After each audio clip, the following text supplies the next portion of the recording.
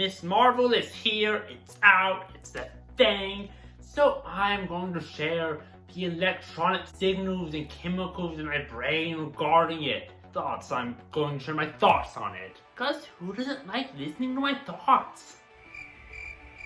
This show surprised me by being actually pretty good. Like, I watched the trailers and I was like, eh.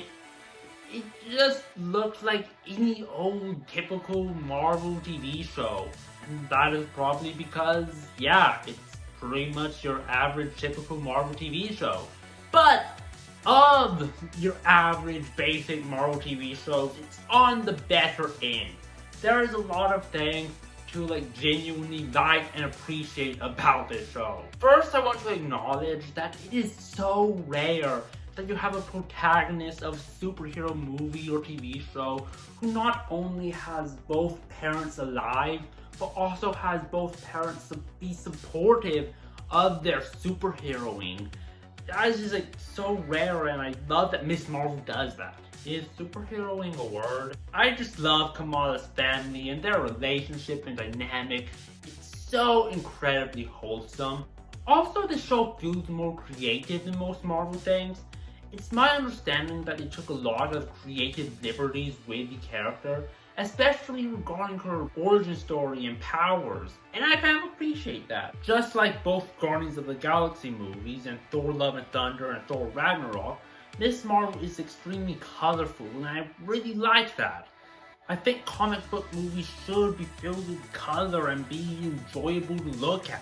It also does a lot of things aesthetically that I just really enjoy. However, apart from that, I think the visual effects and the CGI kinda suck. One criticism I have of Marvel lately is that they're trying to put out so much so fast, and I feel like the quality of their movies and TV shows have really suffered because of that. Miss Marvel is yet another example of a recent Marvel thing where the VFX has seemed very subpar for a studio that literally has hundreds of millions of dollars at disposal. And even though I am a Christian, I love the fact that Marvel has their first Muslim superhero. I'm a big fan of diversity, especially in superhero movies and TV shows. It's so important that everyone, especially kids, be able to see themselves, no matter who they are, in their heroes. That is just so precious, and Miss Marvel is a big step towards that goal. However, I do think it's kind of odd that Islam or any other current modern world religion exists within the MCU. Norse gods exist, they freaking attacked New York. Greek gods exist, Egyptian gods exist. There's a freaking giant celestial head sticking out of the Indian Ocean. How is everyone not having a massive existential religious crisis? I guess one negative you could say about the show is it does kind of further muddle the already very chaotic and messed up time travel logic of the MCU. If you travel to the past, that past becomes your future, and your former present becomes the past, which can't now be changed by your new future. By introducing a random time travel subplot line in the middle of an episode.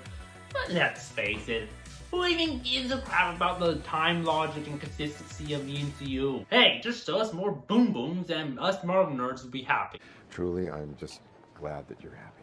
I am. I really am. Are you?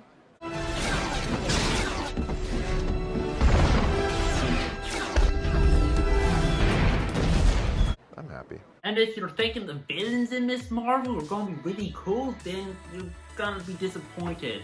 Miss Marvel honestly has some of the most forgettable and boring villains in the entire MCU to date. I mean, it's Malekith level bad. There was a moment when I was like, wow, they're fighting Jin? This is gonna be really cool. But turns out, Jin and the MCU are basically the same as super soldiers. Seriously, when will Marvel stop playing the super soldiers card? Super soldiers are boring at this point. No one cares about them. Just have a little bit of creativity. My brother actually said that this was his favorite of the Marvel Studios Disney Plus TV shows. However, I have it ranked as 4th, which is right below Moon Knight. So it's really, really close. I think I give the show like 7.5 to 8 out of 10, and you should totally watch it. And if you want to see more nerdy Marvel content like this, then subscribe to our channel. Marvel is a really common recurring topic on this channel. And big shout out to the YouTube channel The Other James.